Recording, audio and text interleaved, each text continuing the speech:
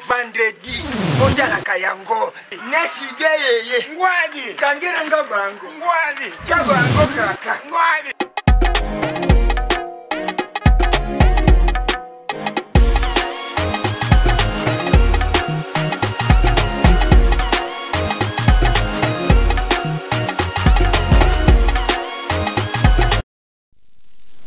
Voilà, merci beaucoup de retour sur ces plateaux. Merci à Pamphile Makanda, également à Alain Trésor Guidinda pour la réalisation. On revient sur ces plateaux. Là, c'était la rubrique Pensée du jour. Nous vous avons proposé cet élément, cette vidéo. Question de vous apporter un plus, parce que c'est d'ailleurs le rôle d'un journaliste de vous informer, former, vous transmettre un message clé et surtout vous divertir aussi. Alors, je crois que et on est au tout ça là. Alors c'était pour que vous puissiez connaissance dans Nicolas au Bozanaro. Et surtout moi je dis qu'à chaque fois nous avons une émission pareille, il faut toujours avoir un stylo, un bout de papier pour noter surtout nos différentes rubriques que nous vous proposons. Alors on revient sur ces plateaux. Là je ne suis pas seule sur ces plateaux. Je vous l'avais dit tantôt que sur ces plateaux j'aurai Chara Congo qui va nous donner quelques détails concernant les obsèques de cet artiste, les grands barbares de la musique congolaise, Joski Kiamboukuta, qui nous a quittés il y a quelques semaines. Alors, je dis bonjour Chara Congo. Bonjour ma Charlène. Moi je t'appelle mon vieux Chaka.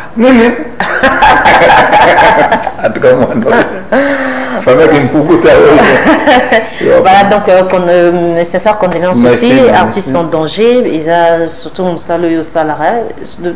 surtout dans le moment où vraiment artistes en danger ils ont fonctionné. Alors dites-nous un peu maman tanga izandingini na niveau famille.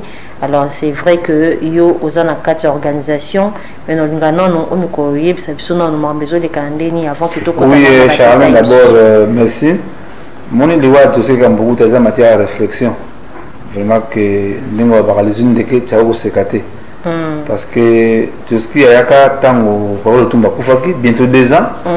Au moins côté bas le côté côté le tumba quand il n'y a rien là-bas babo ça là-bas.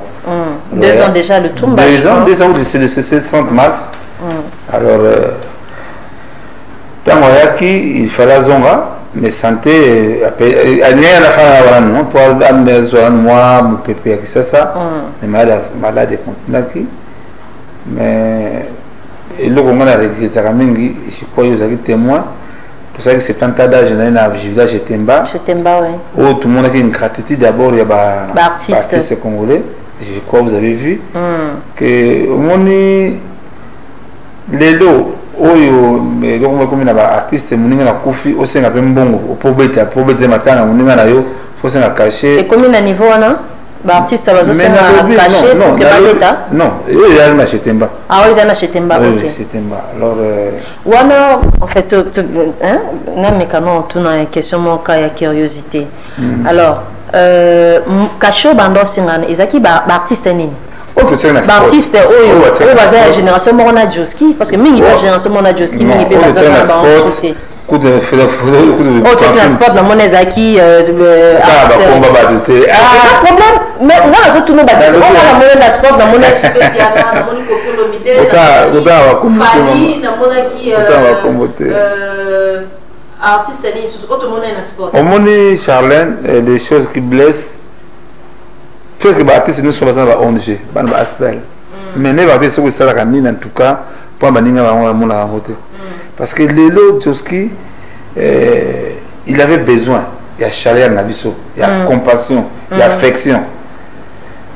Joski habitait dans Avenue Stade, Monakin en face.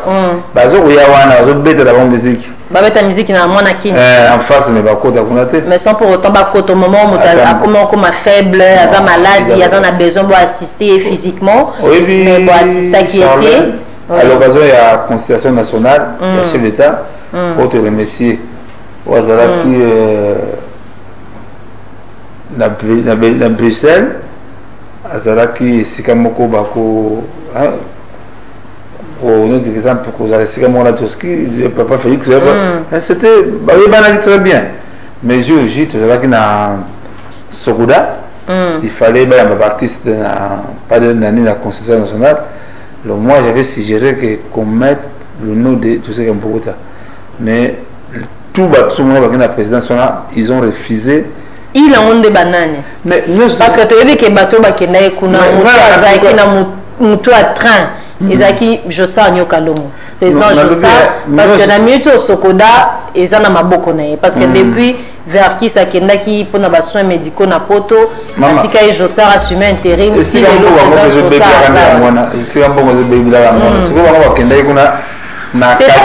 éclaircissement parce que yo ta le bon Dieu nga la bicha ko banga te mais on a chaque on razo kokolo baté ya na ko et donc matanga matanga boyi ko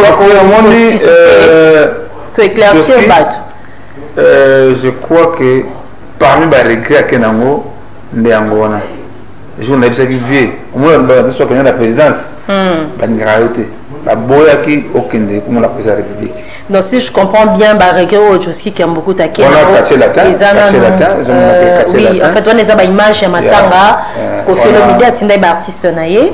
Honorable Lita Chamala, on a soutenu le bisou à Matanga. Badon, il y a Lita Chamala. Vraiment, merci honorable Lita Chamala, vraiment, parce que Azal Moutoumoko fauche à Joski, parce que quand on a Joski, papa Lita Chamala, Tindaki Moutou, Tindaki Papa Raymond, Tindaki Papa Nginama, je crois que, par exemple, il faut on reconnaît les valeurs. Mais en tout cas, c'est parce que moi j'ai refusé car ma mission au la présidence par la matanga j'avais refusé. Mais fin le non. Si on pour refuser Bayana matanga, toi t'es qui? Bon, la question me suspendée. Voilà, il y a des questions tout. Toi t'es qui pour Kobo ya Baptiste? Bayana lui a dit.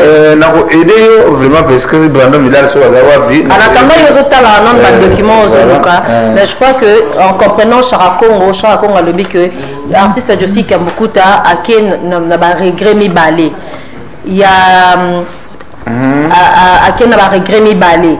Regret il y a liboso eza oyo ya événement les kanaki na Chetemba oyo ba artiste baboya qui correspondre présent au moment où on va faire ça qui bango invitation pour que Baya va fêter 70 ans d'âge et artiste Joski Kambukuta et puis na 50 ans de carrière c'est ça. 50 ans de carrière. Baya quitté. Na ba oku bazaki invité té neti ba Sam Chintu Baya qui ba beti pe ba sampa yo Baya qui pe ba beti pe beaucoup bazaki invité té mais ba oyo ba pesa bango invitation o soit disant ba considérer qui bango on va considérer qu'il y a un artiste Joski Kambukuta. Alors au coup de deux, à question d'un souci que ton président recevait qui est artiste et musicien, bah boya qui coûte combo, il y a Joski Kambukuta. Alors je crois qu'il faut tout ça clair. Alors Charakon Azana il y aura beaucoup boya bah musicien, baya n'a pas raté.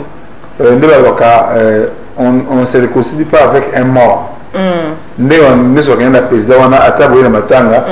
Et on change dans le parce que à qui on ça c'est l'être il y a dit quand on touche à Belaki na jogué de ma précaution qu'on a déjà pris en charge naé et en galema c'est ça et on a ça déjà avant pendant vraiment au début on a la couronne on a ta date des thèmes sur ça au bête ça qui en carrière non ok depuis le 19 août 2020 oui la bombe déjà pour l'année venir je m'en ai besoin pas même bien en galema alors on a ouvert pourquoi même ma camboya babiandonga oui amo babiandonga c'est que non vous accord na voilà journaliste va lui dire ça accord babiandonga que non j'avais refusé la jeunesse a quitté tous les jeunes sont là-bas on a quitté non Arsène dans ces associations aux j'ai reconnu l'état comme je crois qu'il chance ils ont témoin au moment qu'est-ce qui s'est passé en voyage Joski quand Joski a Koufi Sonega ou Koufa et Komi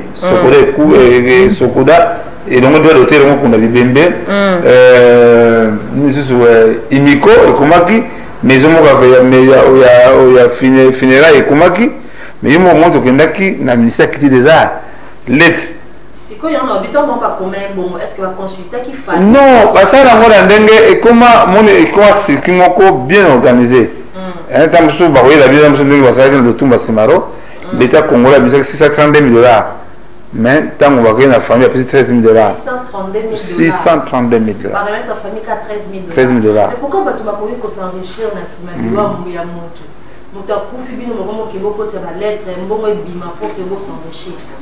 Comment tu vas poser un thème wana? Na mutema na éviter ce qu'on a mutema mabé parce que mutema mabé non parce que c'est très triste que comme on a que ba artiste belé ba famille belé ba ko ça va le comment ça va yaté ndo ba yebi que parce que moi na yebi presque tous les biens que yo revêser ba ya ngo mo na combat za zo je na ko la match wana na ke aussi review témoin clair ce qui s'est passé na le plan na papa baba même Franck qui a beaucoup de choses sur quoi il est à Ganda avec mes billes qui sont mikanda na bon la famille bon banane même celui qui a ça là accompagné avec la famille parce que pour le moment même dans l'état on l'a non aloba ya famille pour ceux qui font parce que Josky a qui fait ban oui Madi azali wana il y a Madi wana et là princesse Zopan alors donc bana bazali Josky mo atiki bana alors eloko noa sala wana ata mbo yango so atuti mbo la ko to mbo nani non en tout cas respecter au nini yango to moni ke ba nia ko respecter nini mémoire ya Josky te ba inga ta mna ko ampiaka ba va profiter na événement wana pas un mot à continuer. Merci. Barango banani tombo kela. Soneka, Imiko, Sokoda. Na maison va venir à funéraire. On va saluer Mikanda avant ça pour la famille. Je crois que l'on la remercie, c'est la famille de ceux qui ont beaucoup d'art. Parce que très reconnaissant, mon que même la banane de ce Koufi, de voir famille vraiment la découvrir, maman Fifi, non, la famille de ce qui en tout cas. Mais autant on besoin travailler, bon, on besoin la même accord na famille. Non, famille de tu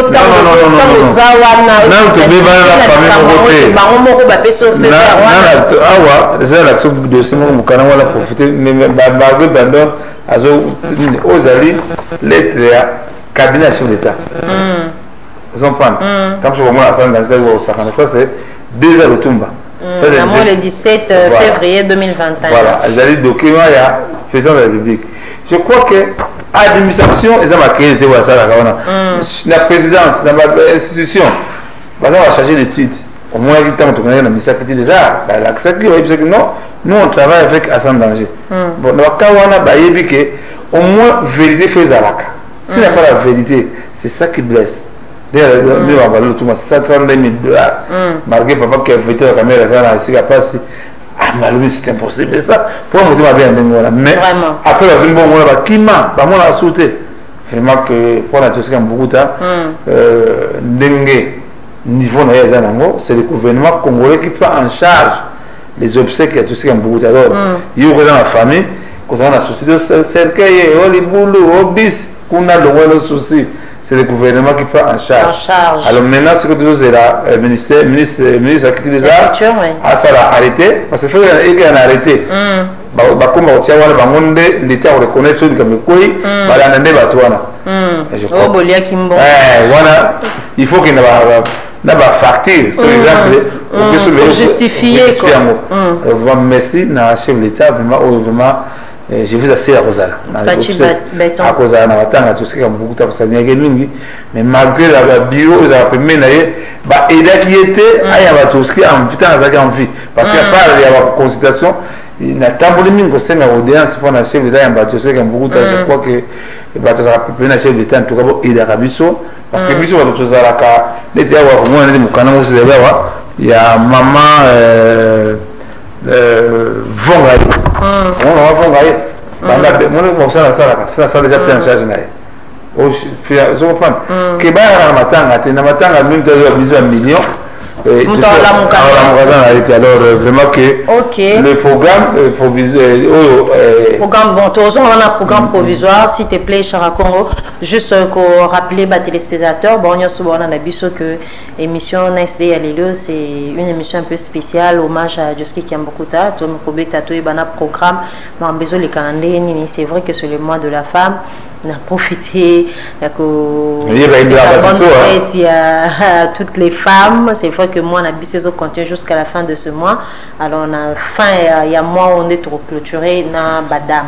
Alors, wana, tous autres les images, il y a Joski qui a beaucoup tard, encore une fois, image où Alita Chamala, Atindaki, Babiloko, Binomo Bomoni, image, et puis, Tozo Loba, merci. En tout cas, on a artiste Nyonso, Bazoya, na Popo Kabaka, numéro 15, à Kasavubo, Bazoya, quoi assister famille, physiquement, moralement, spirituellement, financièrement aussi, pourquoi pas. Nous vous disons un grand merci.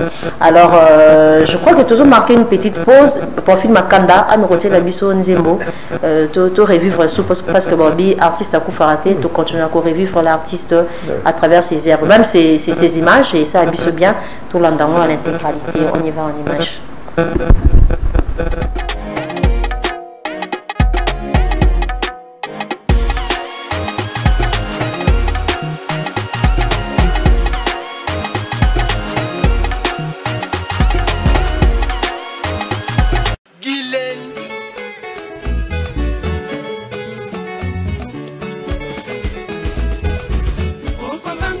Joski Kiambukuta Londa, grand artiste musicien, chanteur, compositeur du tout-puissant hockey jazz, d'où il s'est affirmé et confirmé d'une immensité élogieuse discographie qui ne laissera personne indifférent. Il a quitté cette terre des hommes le 7 mars 2021. Comme on dit toujours que c'est dans le malheur que l'on reconnaît les bons amis, c'est le cas de Alita Chamala, grand mécène de la musique congolaise et première personne immortalisée par Joski Kiambukuta à dépêcher sa délégation au lieu du deuil de cette icône de la rumba congolaise, déposer des vivres composés de cartons de poulet, des chinchards, d'huile, café, thé, sacs de semoule, des braises et des riz, de l'eau et du jus. Il a insisté sur son accompagnement pendant et après le deuil. L'honorable Alita Chamala a considéré l'artiste musicien Joski Kiambukuta comme son frère. Quand il a appris sa mort, il a tenu à assister la famille. Je dirais aux artistes tout simplement de rester unis, aussi bien dans le bonheur que dans le malheur, parce qu'ils constituent une famille. Les artistes sont des personnes qui apportent la gaieté à la population. Évidemment, nous le savons, la musique est un art qui nous accompagne dans toutes les circonstances de la vie. Donc à tout moment, nous avons besoin des artistes. Nous avons besoin des artistes. C'est pour ça que je leur demanderai de réfléchir à l'occasion de la mort de Joski Kiambukuta sur la nature de leur relation. Décédé d'un AVC dont il a souffert pendant 19 ans, à l'âge de 72 ans et laisse 4 enfants. Ces gestes de l'honorable Alita Chamala n'a pas laissé indifférente la famille biologique de l'artiste musicien Joski Kiambukuta. Je remercie beaucoup papa Alita Chamala pour ses gestes en faveur de ma famille à la suite du décès de mon père Joski Kiambukuta. Cela me va droit au cœur. Merci infiniment. Papa Chamala avec un grand frère. Avec un grand frère parce que il y a déjà un autre mingi. Et puis moi je moni Alita Chamala il est Yaya. Avec Yaya. Même dans l'émission tout dans les gars qui je crois sur la landa qui a bon on a remercié chaque fois parce que il y a des passé il y a grand frère. Et ben il y a ma casse. On remercie même fois à chaque fois il y a musique. Il y a déjà bengi donc on a remercié mingi des alliés qui peut-être il y a souka à continuer na bola munewana tina souka dans mon marché belé donc on a fait grand merci na acte oya sali donc il a aussi na OP bazali na ba idée ango balanda donc là il y a grand frère na Alita Chamala vraiment un grand merci donc on va belé dans la bataille belé pour ça.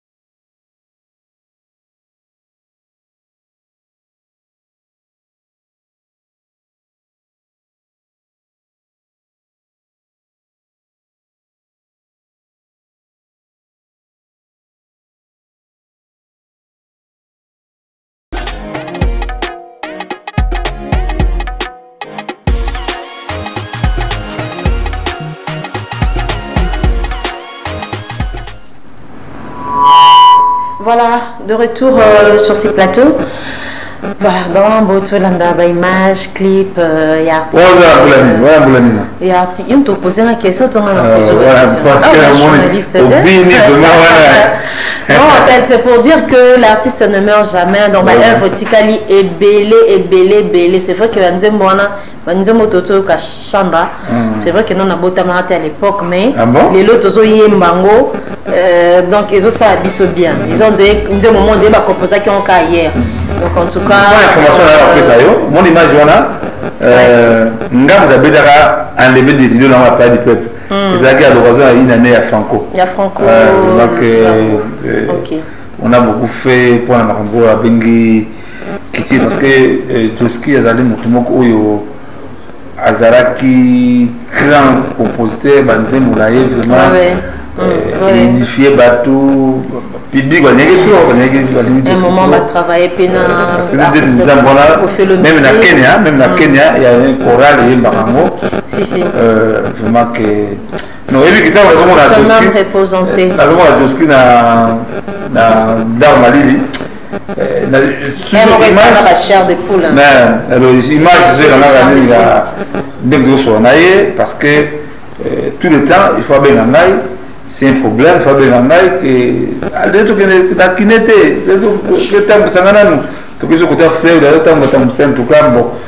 Le film m'a beaucoup aimé, parce que c'est un gars qui vient de partir, mais ils ont matière de réflexion.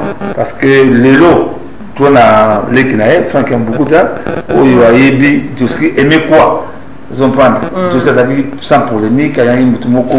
Voilà, que l'artiste Joski qui a beaucoup de Atiki Bisso, Azaki artiste mort, pas un polémique, ni Azaki conflictuel pété.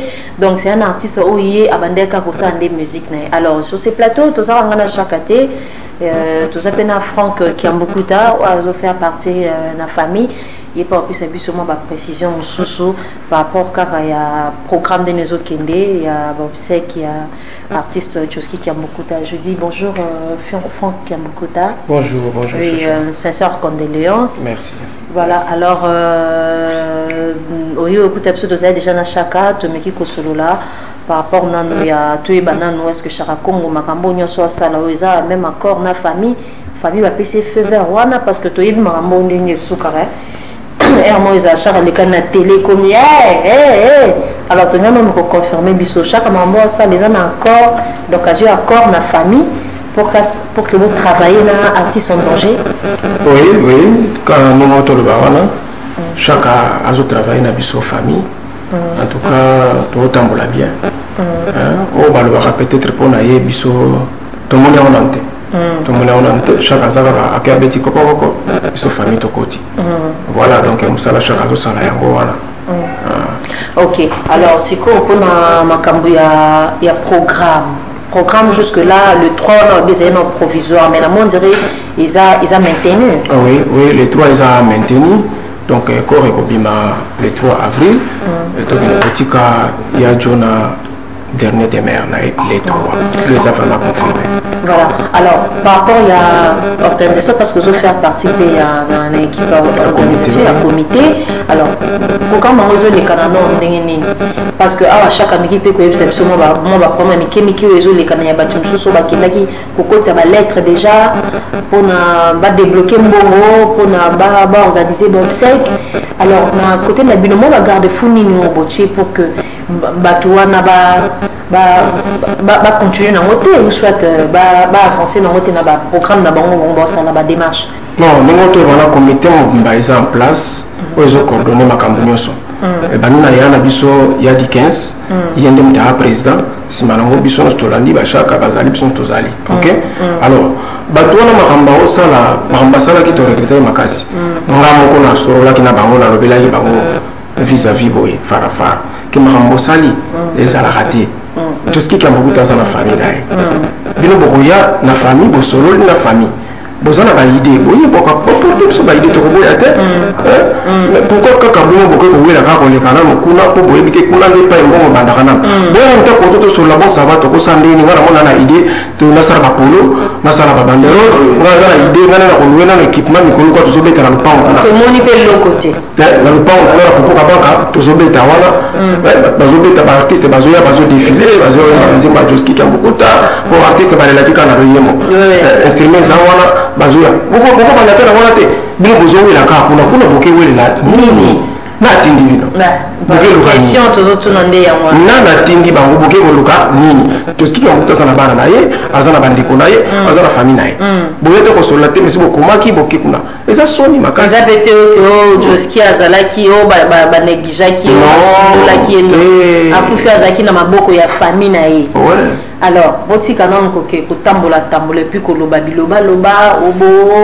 parce que toyo ki batu balobi mingi ya ko loba toyo ki yango et puis na ba démarche bozo sala wana bien que ndenge Franck Kiambukuta lobi et si déjà ba retango ma garde-fou eza bino bato bozo ki ko kotsa ba lettre mais ko kamwa parce que na moni liwa ya Joski Kiambukuta et télémisi bato eza nini mbongo eza na sima o eza kamneni te parce que la moni ba nyonso baza agité ba et mama sala no problème eza nini na ya comprendre que ba artiste baza no unité ceux qui bazaki ini on te vend ensemble pour photo sala nini siko ma bato ba ya quitté bayate bake mbalamo le bon est comprendre que désordre les amakasi na artiste baza mikolo baleki baotika na sima bango faut bala ki ça exemple la malam ba coach ba na mona mokolo la famille on ba nzonzi na libala asala kani so mona zokola komokena komoka mutu moko na sima na sani ala ki ça ndenge nini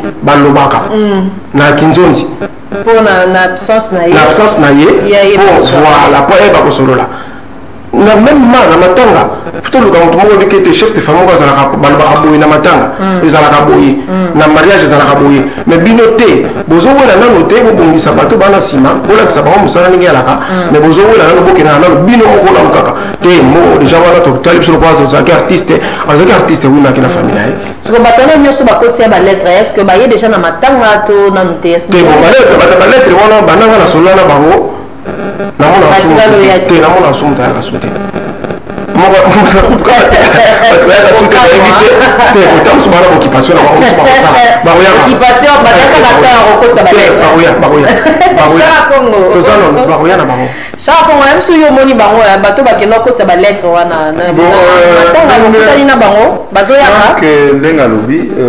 c'est la honte sans prendre arrivons à parabole que biso ku lelo to kuna niveau yo to zai pene ba franco et ba tabule ba kemonga na ngo to zui kaka esprit administratif il faut voir là que ça va aller ba ça pour un exemple une des musées congolais c'est l'association les plus mal organisée René ça m'a raté ba mission ça kata kukuta na teka na matanga wa mbongo nde ba kuta lelo pour votre information lelo bazo kunda nzanzadi va faire le 7 décembre.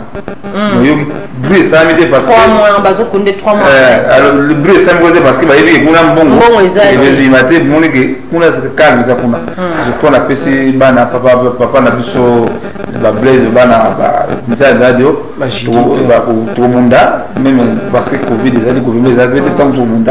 Mais parce que moi un programme on peut ça ah on dit na banda la pande ba kunde kuna na poto. Bon oui en tout cas vraiment que pour ça on a pourquoi tout faut compatir na valeur de konabiso parce que là ba moi alors solo pas de solo net c'est-à-dire mais comment il y a mais c'est là comment il peut kiminga mais c'est ba non pas là comment tu dois faire mais c'est Franklin mais c'est Franklin ah oui mais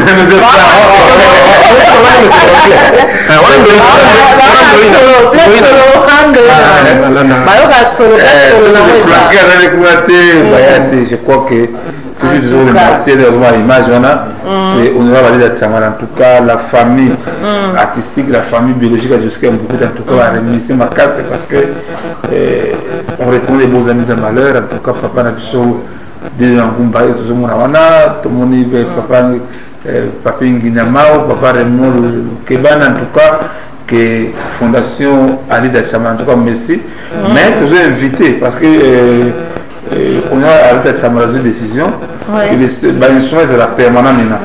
Ok, d'accord. En déco chaque instrument après le permanent alors on a quand même parcelle ou seul besoin pour mais en tout cas to bengi baptiste malgré makambo la ça sera en famille en famille tout les misakaka et ça ah les c'est bon ba ko yana bon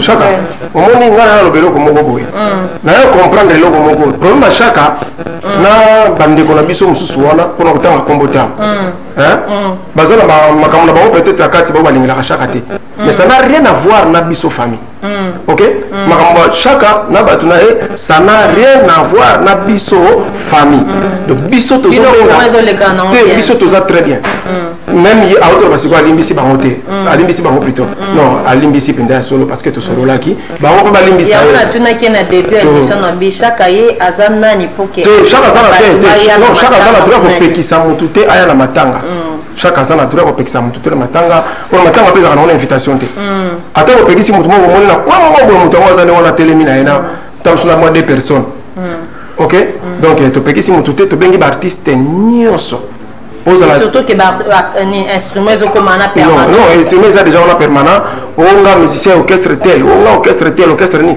tozo benga bino no so boya instrument ça on a économie na komba mutu moko te mais dit mutu so oya ko ya ko sani ni ako prester na ye akolela yaya na ye akolela icon na ye akolela ndeko na ye na loyembo parce que biso artiste to lela ka na loyembo et ça artiste chrétien yaka.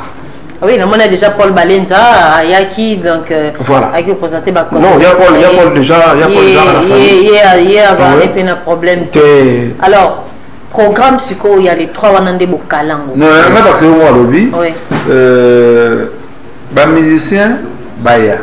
D'abord, on a remercié Koufelo Mide.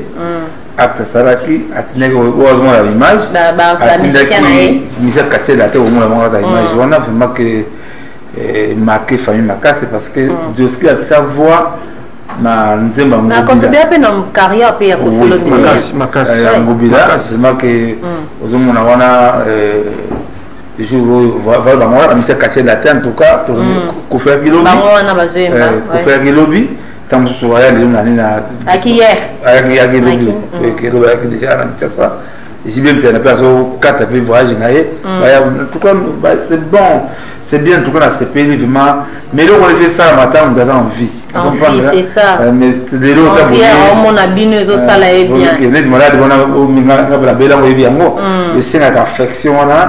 Et on a fait tout le temps, on a fait, pour la Colombie, mais en tout cas, dingue de Baka, que acte ça na Joski, ça mon artiste société. Donc, la façon dont on va faire, qui est. Non, mais toi, tu vois le banwa, artiste, balinganité. Oui.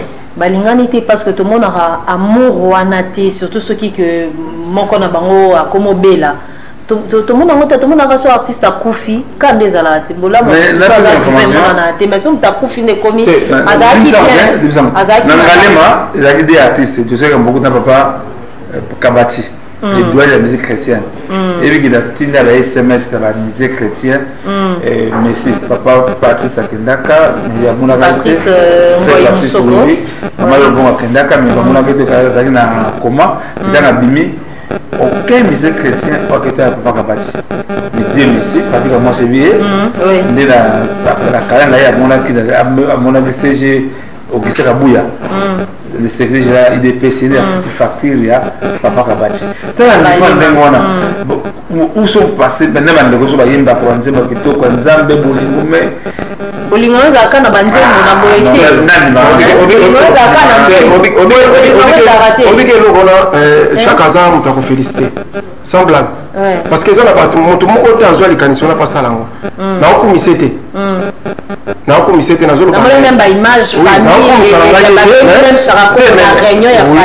famille to remercier qui est na musazo sala les vraiment loué net ministère chrétien wana batu bayete mais quand même il y a kenaki akatali bengi pande kono musuba yepeti do BNT netinga boye déjà nasina koma déjà ngambo wana ya kosalela nzambe salinga déjà BNT parce que na baréunion moko nakendaka kala namonaka makambo elobamaka kuna esalanga mpasi wana comprendre que bolingo mpe eza mpenza te donc voilà quoi nzambe apambola alita chamara lisusu na acte oyo asali vraiment à reconnaître famille aye kotala biso nzambe abakisile so ebele voilà quoi.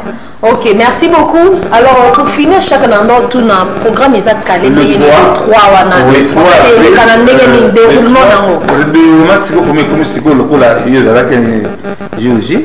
C'est le gouvernement programme officiel. Bon, dans un programme officiel. C'est le contrôle des termes dans un. Mais quand même en complicité de la famille.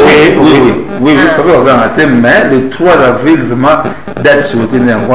Le temps, dans ce qui est outil, est-ce que transfert, il y a encore déjà parce que qui est 50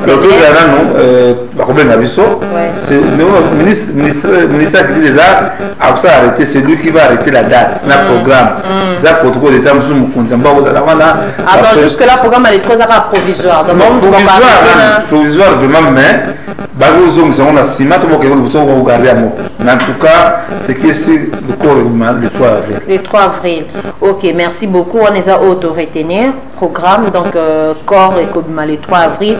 Programme tous est là officiellement. Ministère de la Culture, bâtiment de programme, il y a déroulement. Ce qui est sûr que corps et Robert a tourné. Oui, à part ça, la photo,